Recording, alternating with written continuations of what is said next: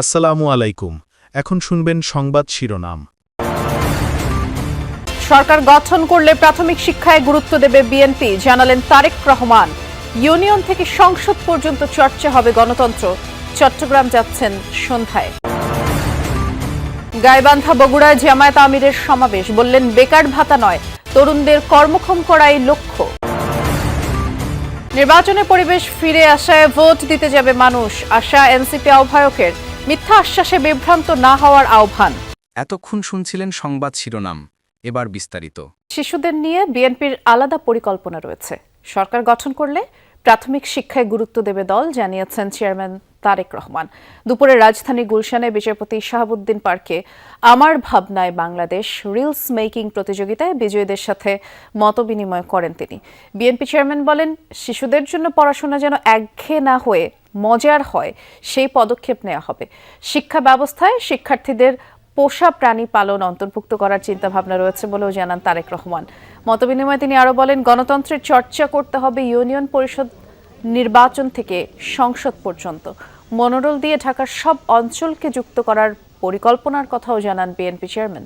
আর বিদেশে জনশক্তি রফতানিতে যথাযথ প্রশিক্ষণের ব্যবস্থা করার অঙ্গীকারও দেন তিনি। এ সময় সাইবার বুলিং কমাতে সামাজিক ও পারিবারিকভাবে সচেতন হওয়ার আহ্বান জানান তারেক রহমানের কন্যা জাইমা রহমান।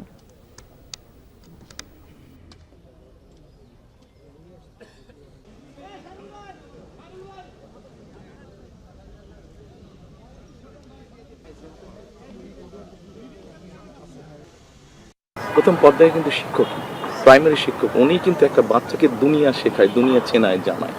কাজে উনি যখন তাকে জিনিস শেখাবেন, মূল্যবোধগুলো শেখাবে, ওটা কিন্তু যখন বাচ্চাটার মনে, ব্রেইনে সব জায়গায় গেঁথে যাবে।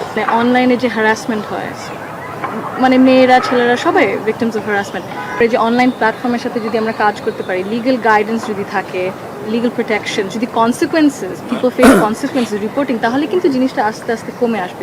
প্রায় ২১ বছর পর আগামীকাল চট্টগ্রামে বিএনপি চেয়ারম্যান তারেক রহমানের মহাসমাবেশ ঘিরে নেতাকর্মীদের উচ্ছ্বাস উদ্দীপনা তুঙ্গে পোলো গ্রাউন্ড মাঠে শেষ মুহূর্তের প্রস্তুতি চলছে।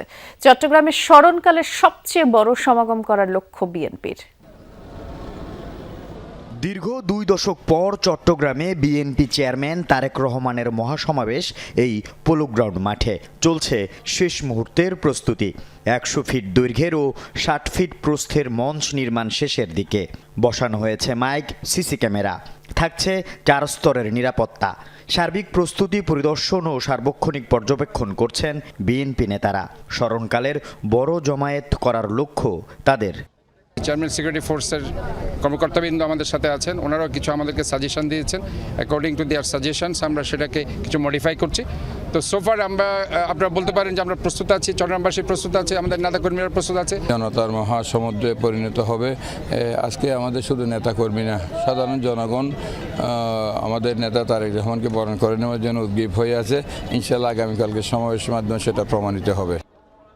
দলীয় চেয়ারম্যানের আগমনে উচ্ছ্বসিত বিএনপি ও অঙ্গ সংগঠনের নেতাকর্মীরা। দূর দূরান্ত থেকে আগেভাগেই ছুটে এসেছেন অনেকে। আমার অনেক এনজয় লাগতেছে, অনেক ভালো লাগছে, যার কারণে আমি ৩ দিন থেকে চট্টগ্রাম চলে আসছি, কারণ তারেক রহমানকে দেখার জন্য। বিএনপির চেয়ারম্যান হওয়ার পরে এই প্রথম চট্টগ্রাম সফর, এটা আমাদের চট্টগ্রামবাসীর জন্য খুবই আনন্দের বিষয়। আগামী দিনের চট্টগ্রামকে উনি কিভাবে সাজাবেন, কি করবেন, এই বিষয়ে উনি ওনার বক্তব্য উপস্থাপন করবেন চট্টগ্রামের বাসীর জন্য। মহাসমাবেশ থেকে বাণিজ্যিক রাজধানী হিসেবে পরিচিত চট্টগ্রামকে ঘিরে পরিকল্পনা ঘোষণা করা হতে পারে বলছেন নেতারা। চট্টগ্রামে একটা লজিস্টিক হাব হবে, এই পুরো অঞ্চলের, বাংলাদেশের না, এই পুরো অঞ্চলের উত্তর পূর্ব এশিয়া থেকে শুরু করে দক্ষিণ এশিয়ার একটা লজিস্টিক হাব হবে। এয়ারপোর্ট হবে, বিমান, প্যাসেঞ্জারের হাব, কার্গো হাব। বিএনপির ঘাঁটি হিসেবেই পরিচিত ফেনী। এখান থেকেই ৫বার সংসদ সদস্য নির্বাচিত হন বেগম খালেদা জিয়া। প্রায় ২ দশক পর নানাবাড়ির এই জেলায় কাল সফর করবেন তারেক রহমান। নেতাকর্মীদের মধ্যে তাই উৎসবের আমেজ বিরাজ করছে। সাধারণ মানুষ বলছেন নানা প্রত্যাশার কথা। সবশেষ ২০০৬ সালে ফেনী সফর করেছিলেন তারেক রহমান। বিএনপির সবশেষ জনসভায় এই মাঠেই বক্তব্য দিয়েছিলেন দলটির প্রয়াত চেয়ারপারসন বেগম খালেদা জিয়া।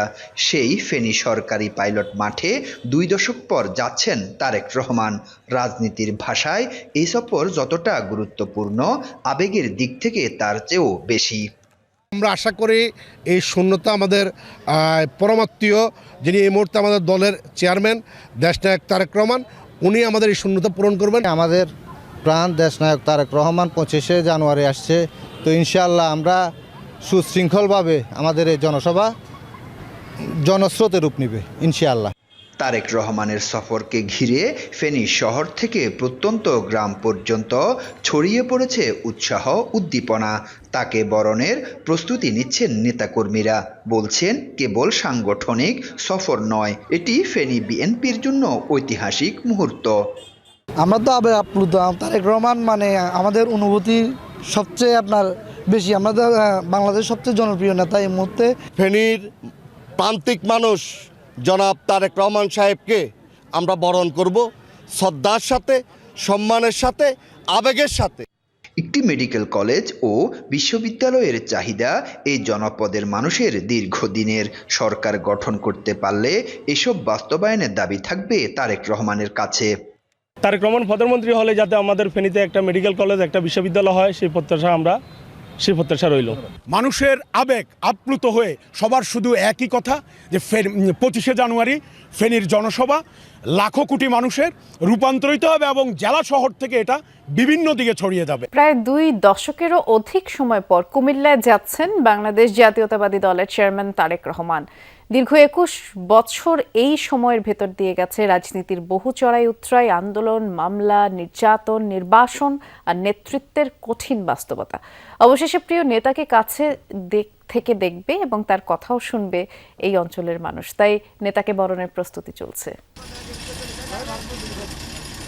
25 জানুয়ারি সন্ধ্যায় কুমিল্লা সদর দক্ষিণ উপজেলার ফুলতলী মাঠে আসছেন বিএনপি চেয়ারম্যান তারেক রহমান। তাই চলছে মঞ্চ প্রস্তুতির কাজ।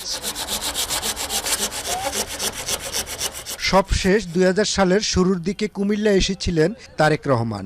এরপর সময় বদলেছে দেশের রাজনৈতিক প্রেক্ষাপট। দীর্ঘদিন মাঠের রাজনীতি থেকে দূরে থাকা প্রিয় নেতাকে কাছে পাওয়া যাবে, তাই উচ্ছ্বসিত এই অঞ্চলের নেতাকর্মীরা।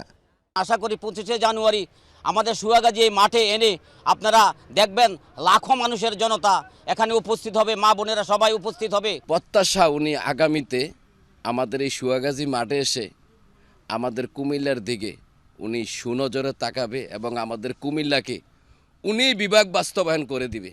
বিগত সময়গুলোতে দলীয় নেতাকর্মীদের বিরুদ্ধে মামলা, গ্রেপ্তার, রাজনৈতিক কর্মসূচিতে বাধা সবই ছিল নিত্যদিনের বাস্তবতা। তবুও দলকে ঐক্যবদ্ধ রাখতে দূর থেকেই নেতৃত্ব দিয়েছেন তারেক রহমান।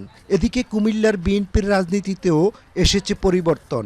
নেতৃত্বের নতুন মুখ, সংগঠনে ভাঙন আর পুনর্গঠনের চেষ্টা, সব মিলিয়ে তারেক রহমানের এই সফরকে ঘিরে নেতাকর্মীদের মধ্যে বাড়তি আগ্রহ ও প্রত্যাশা। মানুষের মধ্যে ঈদের আমেজ বয়ে যাচ্ছে। আমরা প্রতীক্ষায় আছি আমাদের নেতাকে বরণ করে নেওয়ার জন্য। কুমিল্লার সর্বস্তরের মানুষের প্রত্যাশা থাকবে আগামীর প্রধানমন্ত্রী জনাব তারেক রহমানের কাছে কুমিল্লা বিভাগ বাস্তবায়ন। আমরা সকলের দাবি থাকবে